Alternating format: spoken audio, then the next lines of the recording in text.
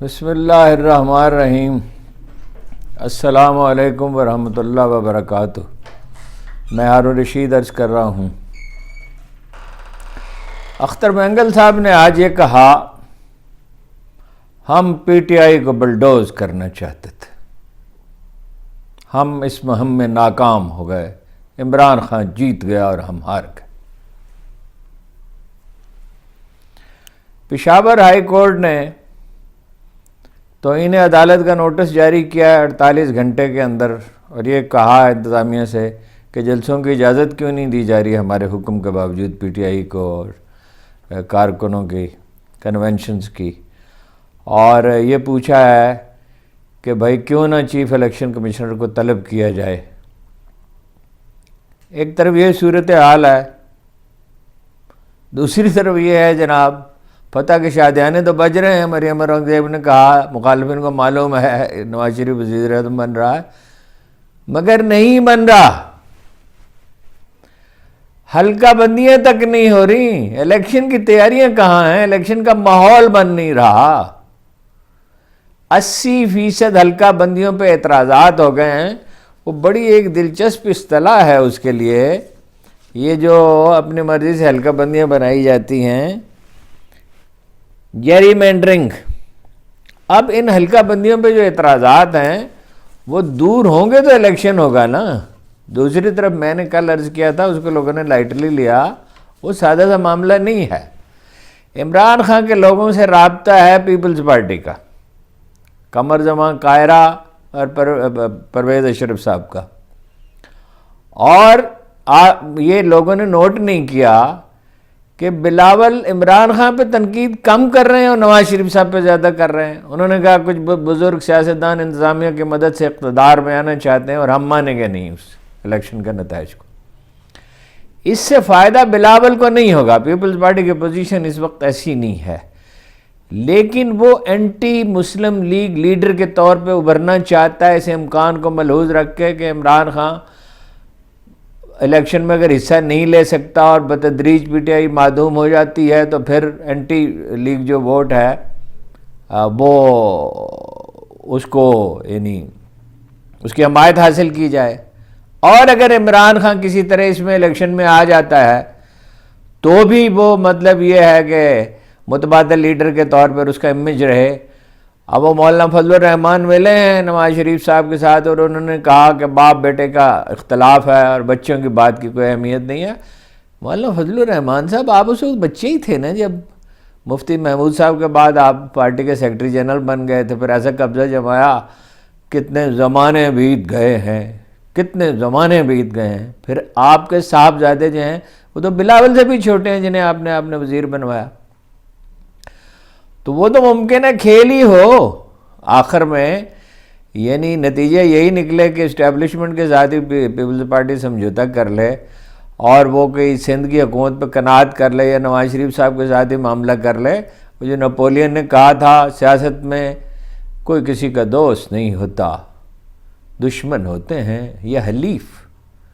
Know friends in politics, enemies are allies.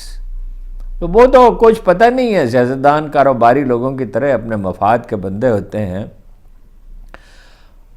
تو وہ تو چینلز پہ زیر بحث ہے۔ میں ابھی اس پہ آتا ہوں کہ الیکشن کے لیے کوئی ماحول نہیں بن رہا۔ مولانا فضل الرحمان تو مجھ سے ابھی الیکشن نہیں ہونی چاہیے، اور وہ ان سب لوگوں سے زیادہ سمجھتے ہیں جہاں تک حالات کے تجزیہ کا تعلق ہے، زیادہ ٹھنڈے طریقے سے وہ تجزیہ کر سکتے ہیں، اور ایک چھوٹی پارٹی ہونے کے باوجود اس لیے ہمیشہ اقتدار سے سب سے زیادہ فوائد انہوں نے حاصل کیا، ہر حکومت میں شامل ہے، حتیٰ کہ انہوں نے وزارت عظمیٰ کا خواب دیکھا۔ ان پیٹرسن سے کہا ویکی لیکس کے مطابق کہ ذرا ہماری سرپرستی فرمائیں، حالانکہ یہ تو خیر بہت ہی یعنی اس وقت انہوں نے ایسی بات کہی جو پریکٹیکلی پاسبل ہی نہیں تھی۔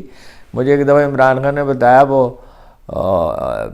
پرائم منسٹر ہاؤس میں ریسیپشن تھا، غالباً شوکت عزیز نے ٹونی بلیئر آئے ہوئے تھے۔ ٹونی بلیئر اسی زمانے میں یونیورسٹی میں پڑھتے تھے جب عمران خان پڑھتا تھا، تو ٹونی بلیئر نے عمران خان سے شکوہ کیا کہ مجھے تو ہمیں تو آپ پہچانتے ہی نہیں تھے، تو ہم بھی اس وقت آکسفرڈ میں تھے۔ تو وہ عمران خان نے ایک عجیب بات کی، انہوں نے کہا اتنی شاندار گفتگو کی، وہ غالباً چودھری نثار سے بھی میں نے بعد میں اس کی تصدیق کی تھی کہ ٹونی بلیئر بہت متاثر ہوا. گفتگو تو مولانا فضل الرحمان زبردست کرتے ہیں, انٹرپریٹر کی مدد سے کی یا براہ راست کی, لیکن انہوں نے یہ کہا کہ وہ بچے ہی ہے, ماحول نہیں بن رہا.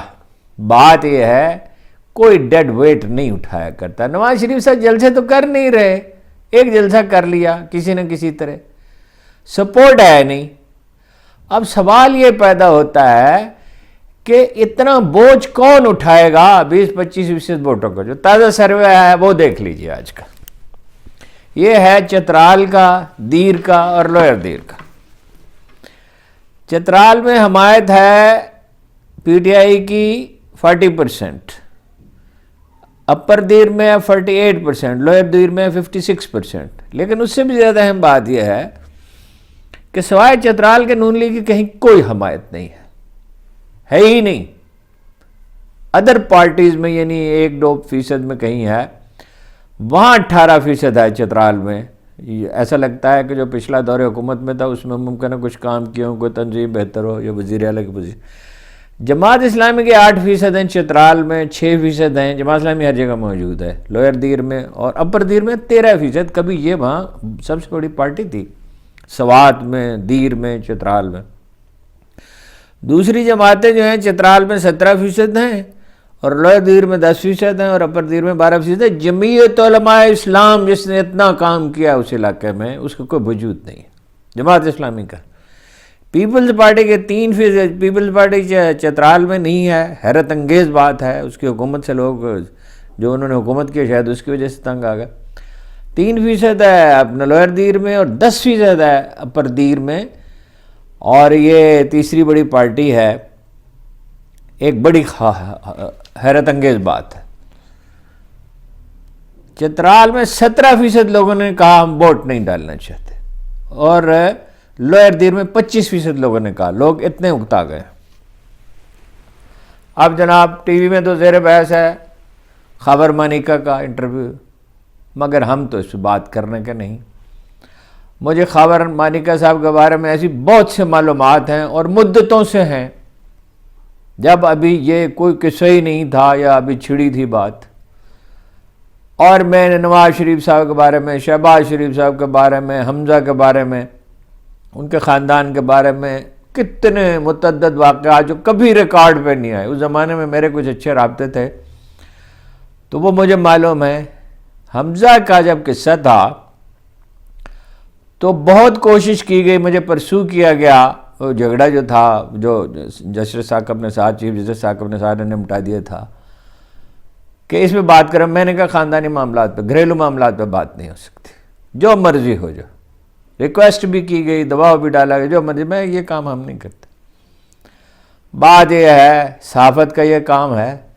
کیا جو لوگ متعلق رہے ہیں شریف خاندان سے, جو معاملات ہیں, میں تو ہمیشہ منع کرتا ہوں پی ٹی آئی کے لوگوں کو کہ وہ خواتین کو تو چھوڑیں, مردوں کا بھی ذکر نہ کریں. یہ گھریلو معاملات اگر اس طرح زیر بحث آنے, پہلے ہی اناج کی فضا ہے اور سب سے بڑا مسئلہ یہی ہے, بغض و عناد کی فضا ہے. اس کو ختم کیے بغیر کبھی ملک میں اسٹیبلٹی نہیں آ سکتی. الیکشن ہو جائیں, فرض کیجئے عمران خان رہا ہو جائیں, فرض کیجئے وہ جیت جائیں, فرض کیجئے وہ 3/4 اکثریت سے جیت جائیں, پھر بھی اسٹیبلٹی نہیں آئے گی. کشیدگی ختم کرنی ہوگی. یہ گالی گلوچ کا کلچر, یہ کردار کشی کا کلچر, اس میں جو اخبار نویس اس کو درست سمجھتے ہیں, میں کسی کی نیت پہ میں کسی کو برا نہیں کہتا, مگر یہ کیا کام ہے جی. مطلب یہ عدت کے جو مسائل ہیں اور بروقت شادی, 6 برس کے بعد یاد آیا خاور مانیکا صاحب کو. وہ اپنا جبرائیل سے اور اقبال نے جبرائیل کا اور ابلیس کا مکالمہ لکھا ہے, تو وہ کہتا ہے کہ میری قسمت میں نہیں تھا سجدہ کرنا.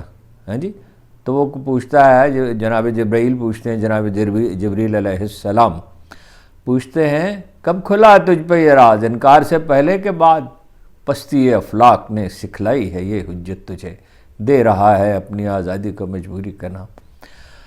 6 سال پہلے آپ ان برسوں میں آپ اس کی تعریف کرتے رہے, ایسا بھلا آدمی میں نے نہیں دیکھا, میری بیگم بڑی متقی ہیں اور بڑی نیک ہیں. اور اب آپ اس کے بالکل برعکس ایک کہانی, وہ سب کچھ بھی ریکارڈ پر ہے. بس گرفتار تو آپ ہوئے اس میں, اپنا اینٹی کرپشن والوں نے آپ کو پکڑا اور رہائی کے لیے یہ تدبیر آپ نے کی، اور اگر کر ہی مجبوری تھی تو شیخ رشید کی طرح ٹو دی پوائنٹ بات کرتے اور ختم۔ اول تو اس کی بھی کیا کوئی تھوڑی بہت مطلب لوگوں کے تضادات اتنے ہیں اور ایکسپلائٹ کرنے والے بھی ایسے عجیب ہیں۔ معاملہ یہ ہے کہ جس دن یہ واقعہ ہوا اسی دن کا یہ سروے ہے، اور یہاں کوئی دور دور تک امید نہیں تھی کہ کوئی عمران خان صاحب کی پوزیشن اچھی ہوگی۔ وہاں نہ وہ جا سکے، نہ ان کی پارٹی کی کوئی تنظیم ہے، تنظیم تو پورے ملک میں نہیں ہے، وہاں یہ صورتحال ہے۔ 80% حلقہ بندیاں جو ہیں ان پہ اعتراضات کب تک دور ہوں گے؟ الیکشن کا ماحول تو نہیں بن رہا ہے، مجھے نہیں لگتا الیکشن ہوتا، اور اگر یہ ہوگا تو جیسے میں نے کل کہا تھا کوئی اسٹیبلٹی نہیں آئے گی۔ سپریم جوڈیشل کونسل میں طارق مسعود صاحب کے خلاف، جسٹس طارق مسعود معافی چاہتا ہوں، کے خلاف شکایت خارج ہو گئی، اظہر صدیق صاحب کو نوٹس دیا گیا۔ بات یہ ہے کہ جسٹس فائز عیسیٰ کے خلاف شکایت ہوئی، جسٹس افتخار چودھری صاحب کا تو قصہ حکم معلوم ہی ہے، اور بھی شکایات تھیں۔ یہ تو خیر جیسے واضح ہوا کہ وہ شکایت جو تھی وہ بیجا تھی، لیکن یہ ہے کہ ایک عجیب بات ہے کہ جسٹس نقوی زیر اعتاب ہیں، ان کے خلاف سپریم جوڈیشل کونسل میں کارروائی ہوگی، اور یہ اس میں واضح ہونا چاہیے، یہ جو اپنا ان کے خلاف جو وہ اپیل جو ہے وہ مسترد کر دی گئی اور بہت ہی امبیرسمنٹ اس خاتون کو ہوئی، یہ تو بالکل ٹھیک ہے، اس کو شفاف ہونا چاہیے۔ جسٹس نقوی جو ہے ان کی ریپوٹیشن بہت اچھی ہے، میں نہیں کہہ رہا کہ وہ قصوروار نہیں، فیصلہ تو عدالت ہی کر سکتی ہے، ان کی ریپوٹیشن تو ہمیشہ ان کی ایک معزز، بہادر، صاف گو آدمی کی حیثیت رہی ہے۔ قصوروار ہیں تو ضرور کریں، لیکن یہ کہ اگر یہ تاثر پیدا ہوا کہ ایک جج کو نشانہ بنایا گیا ہے تو پہلے ہی ہمارے عدالتی نظام کی کون سی توقیر ہے۔ ایک اہم بات، بہت اہم بات یہ ہے، علی ظفر صاحب نے کہا کہ پی ٹی آئی ماضی کو بھولنا چاہتی ہے، یہ بار بار وہ میسیج دے رہے ہیں نہایت احتیاط کے ساتھ، تو بہتر یہ ہے کہ اس پہ غور کیا جائے۔ اب میں اس کو بہت اوور ایمفسائز نہیں کرنا چاہتا، میں بار بار کہہ چکا ہوں، کشیدگی ختم کیے بغیر ملک کی سب سے بڑی پارٹی کو باہر رکھ کر استحکام نہیں آئے گا۔ باتیں اور بہت ہیں، میں آپ سے عرض کروں میرے پاس کافی معلومات ہیں اور مجھے کوئی خوف بھی نہیں ہے الحمدللہ، مگر یہ کہ افسوس بے شمار سخن ہائے گفتنی خوف فساد خلق سے ناگفتہ رہ گئے۔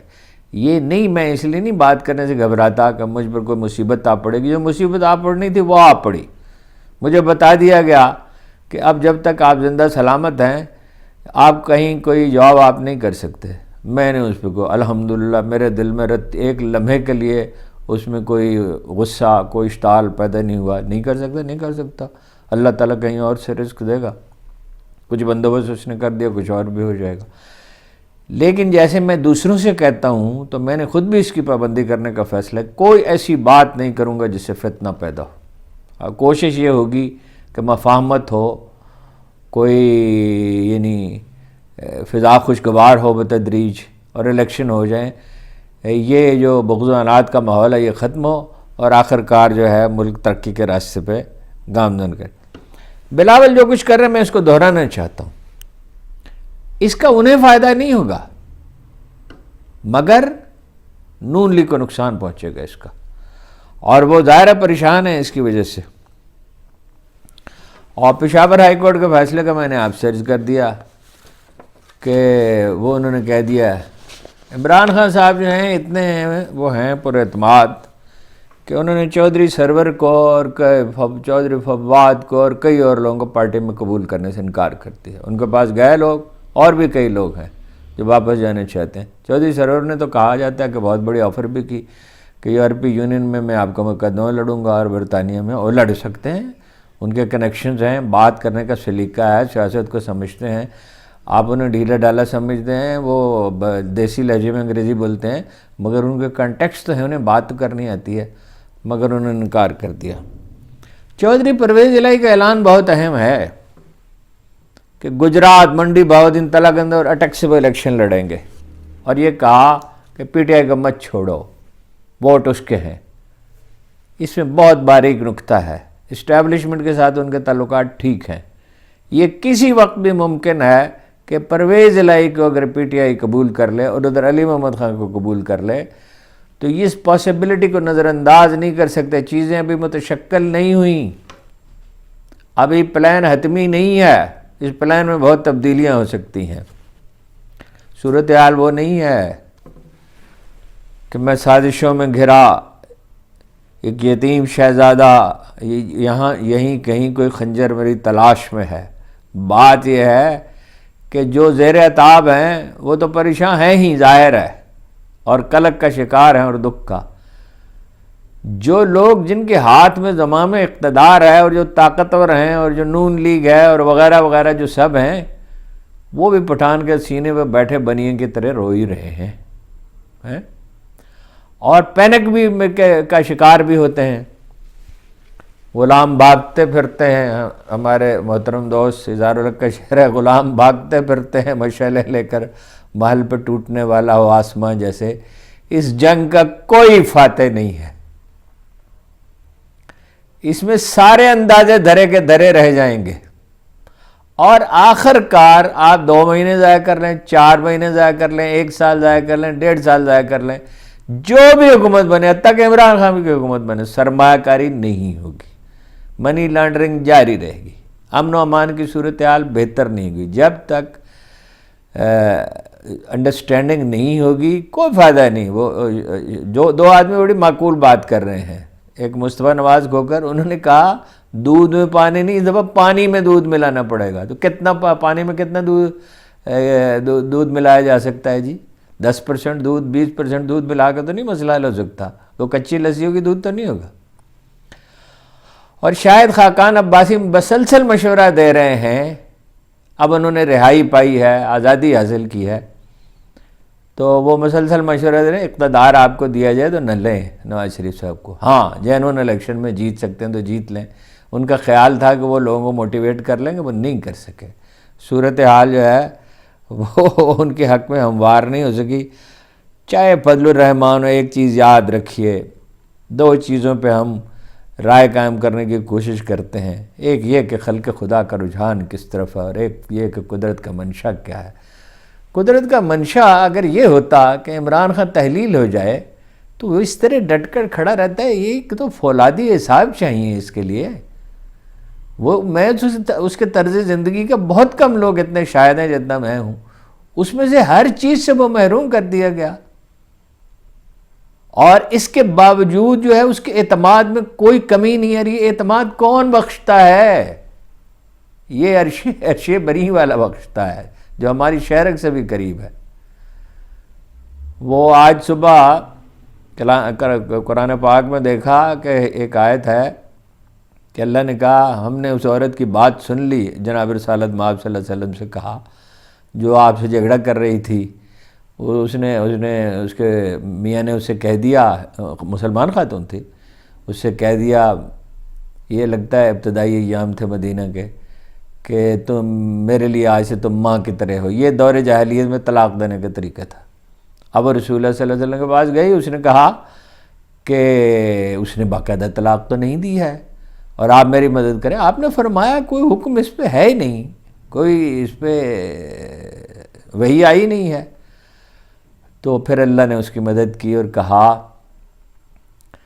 کہ صدقہ دے دے، 60 مسکینوں کو کھانا کھلائیں، 60 دن مسلسل روزے رکھیں، غلام آزاد کریں، یا 60 دن کے روزے رکھیں، اور وہ بھی نہیں ہو سکتا تو 60 آدمیوں کو کھانا کھلائیں۔ بات یہ ہے کہ وہ علیم و خبیر ہے، وہیں یہ واقعہ آتا ہے تو پھر ارشاد ہوتا ہے کہ ہم سب دیکھ اور سن رہے ہیں۔ تو ہمیشہ میں آپ سے عرض کرتا ہوں کہ ایک اللہ بھی ہے، اس کو مائنس کر کے تجزیہ نہ کیا کریں، اور زمانے کی رو سے پتہ چلتا ہے۔ یہ سوویت یونین میں ہمیں پتہ چل گیا تھا ٹوٹ جائے گا، ایران میں ہمیں اندازہ ہو گیا تھا انقلاب آ رہا ہے، افغانستان میں دونوں بار ہمیں پتہ تھا روس بھی ہارے گا، امریکہ بھی ہارے گا۔ دیکھنا یہ ہوتا ہے کہ لوگوں کے دل جو ہیں ان کی کیفیت کیا ہے۔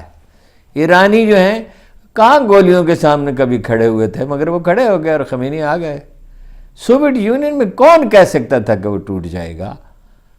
اور یہ 1970 میں معافی چاہتا ہوں، یہ خود ستائی کی بات ہے، لیکن وہ میرا کوئی کارنامہ نہیں، وہ اللہ دل میں ڈال لیتا ہے خیال۔ 1970 میں ایک آرٹیکل میں نے لکھا تھا کہ فائنلی اسلامسٹ آئیں گے اقتدار میں، اس لیے کہ ایک سادہ سی بات میں جانتا تھا کہ دیہات اور قصبات میں کلچر تبدیل نہیں ہوتا۔ 18 سال میری مبلغ عمر تھی اور وہ ایڈیٹر صاحب جو ہیں انہوں نے مضمون تو چھاپ دیا، مگر میرا وہ ہنس رہے تھے، یہ تم کیسی باتیں کر رہے ہو؟ میں نے کہا سر دنیا بدلتی رہتی ہے، انڈیا میں دنیا بدل گئی، دنیا بدلتی رہتی ہے، اور فلسطین کے معاملے میں دنیا اتنی تیزی سے بدلی ہے کہ میں حیرت زدہ ہوں۔ اس پہ کافی میں نے آج دن میں کام کیا، مگر وہ کچھ دیر کے بعد ریکارڈنگ اس کی کرتا ہوں، وہ کل آپ دیکھ سکیں گے۔ دنیا بدل رہی ہے، وہ اب اسرائیل کامیاب نہیں ہو سکتا، کسی طرح کامیاب نہیں ہو سکتا، جنگ بندی کرنی ہوگی اور امریکہ کو پیچھے ہٹنا ہوگا۔ چین اور روس موجود ہیں، ان کی 95% جو ہے ٹریڈ جو ہے وہ ان کے اپنے سکوں میں ہو رہی ہے، روبل میں اور یوان میں۔ تو دنیا بدل رہی ہے، اس بدلتی ہوئی دنیا کے ساتھ آدمی کو ہم آہنگ ہونا چاہیے۔ اقبال نے کہا تھا مشرق سے ابھرتے ہوئے سورج کو ذرا دیکھ، ہمالہ کے چشمے گراں خواب چینی سنبھلنے لگے۔ کب کہا ذرا غور فرمائیے، 1938 میں تو ان کا انتقال ہو گیا تھا۔ گراں خواب چینی سنبھلنے لگے، ہمالہ کے چشمے ابلنے لگے۔ اصول یہ ہے ثبات ایک تغیر کو ہے زمانے میں، دنیا بدلتی رہتی ہے، دنیا بدل رہی ہے، اس پہ نگاہ رکھنی چاہیے کہ آنے والا کل کیسا ہوگا۔ بات لمبی ہو گئی، معافی چاہتا ہوں، مگر میرا مشاہدہ یہ ہے کہ آپ بھرپور تجزیہ چاہتے ہیں، اس لیے میں کوشش کرتا ہوں۔ کل ذرا مختصر بات کی تو اس پہ شکایت ہوئی، تو آپ کا بہت بہت شکریہ، مگر فلسطین پہ الگ سے میں بات کرتا ہوں۔